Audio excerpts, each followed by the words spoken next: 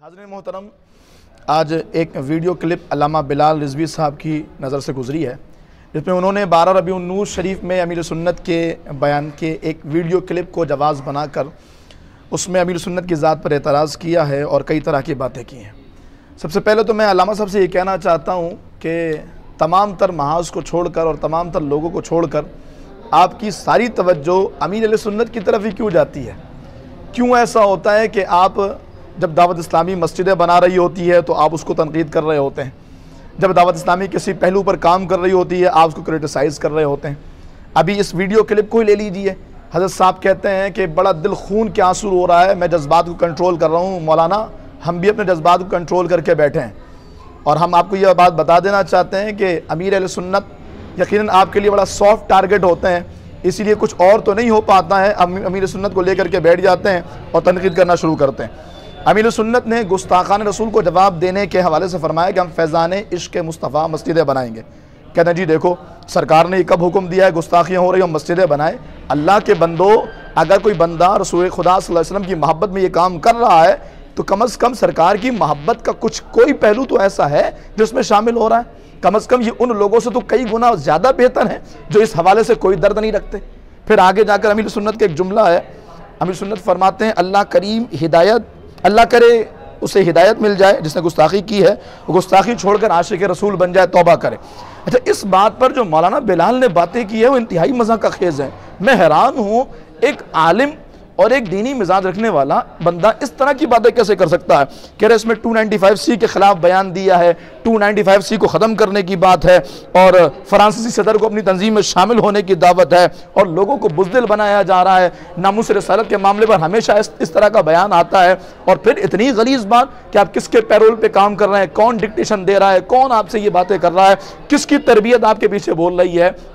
مولانا بلال صاحب، اگر آپ اس کو ٹھنڈے دل سے سوچیں نا، تو اگر فرانسیسی صدر کے بارے میں امیر سنت نے یہ فرمایا ہے کہ توبہ کر کے تم بھی عاشق رسول بن جاؤ، تو یہ تھوڑی مطلب ہے کہ اگر وہ عاشق رسول ہونے کا دعویٰ کرے اور کہے میں نے توبہ کر لی ہے تو اس پر حکم شرع نافذ نہیں ہوگا؟ کیا مسلمان ہونے کے بعد جو گستاخی والا معاملہ ہے وہ اس پر نافذ نہیں ہو سکتا؟ کہ امیر سنت نے یہ فرمایا ہے کہ اگر وہ توبہ کر لے گا تو پھر اسے قتل نہیں کیا جائے گا، یہ جو شریعت کا جو قانون ہے وہ اس پر نافذ نہیں ہوگا؟ اور پھر جو آپ بات کر رہے ہیں کہ ناموس رسالت کے معاملے میں امیر سنت کے بیانات ایسے ہوتے ہیں جس سے بزدلی پیدا ہوتی ہے، جناب والا یہ وہی الیاس قادری صاحب ہیں جنہوں نے ایسا ممتاز قادری آپ کو دیا ہے نا، جس ممتاز قادری کے امامے کو، بلکہ ممتاز قادری کے قدموں کے نیچے آنے والی خاک کو آپ آنکھوں کا سرما بنا دیں۔ جی ہاں، یہ وہی ممتاز قادری الیاس قادری کا مرید ہے، غازی تنویر الیاس قادری کا مرید ہے، ظہیر حسین الیاس قادری کا مرید ہے۔ آپ کہہ رہے ہیں آپ کی کیسی تربیت ہے، آپ لوگوں کو بزدل بنا رہے ہیں؟ الیاس قادری اگر لوگوں کو بزدل بنائے تو بتاؤ تمہیں غازی دیے کس نے ہیں؟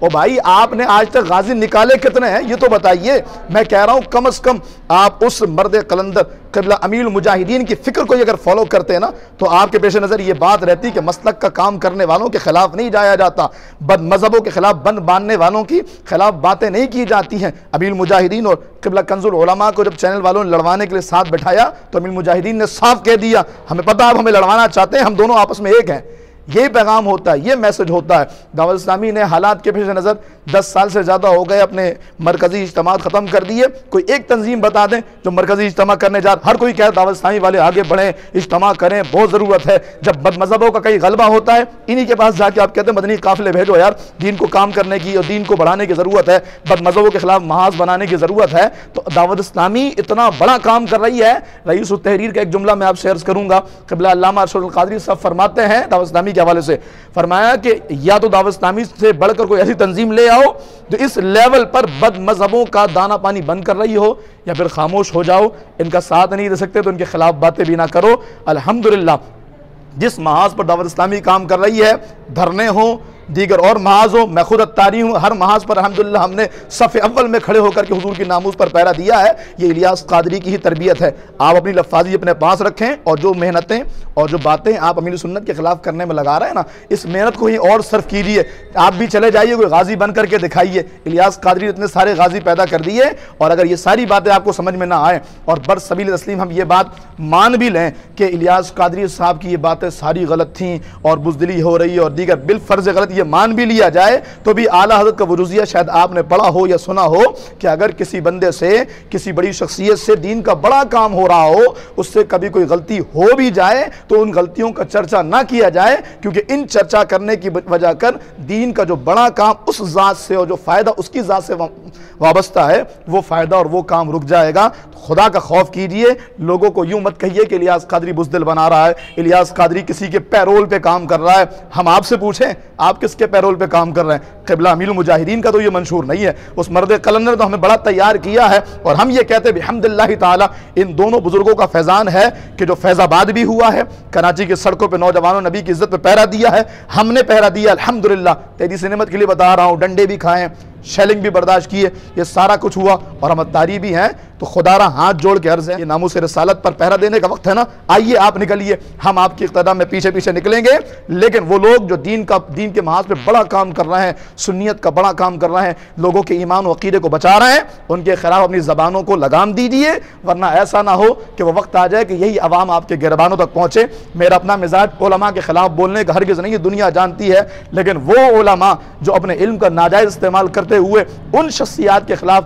ان حضرات کے خلاف زبان درازی کریں جو مسلک کے لیے ہمارے لیے مقتدا کی حیثیت رکھتی ہیں, دین کا بڑا کام کر رہی ہے, تو پھر یقیناً تکلیف ہوتی ہے, بولنا اور جواب دینا بنتا ہے. اللہ تعالی ہم سب کو متحد ہو کر مسلک کی خدمت کرنے کی توفیق عطا فرمائے.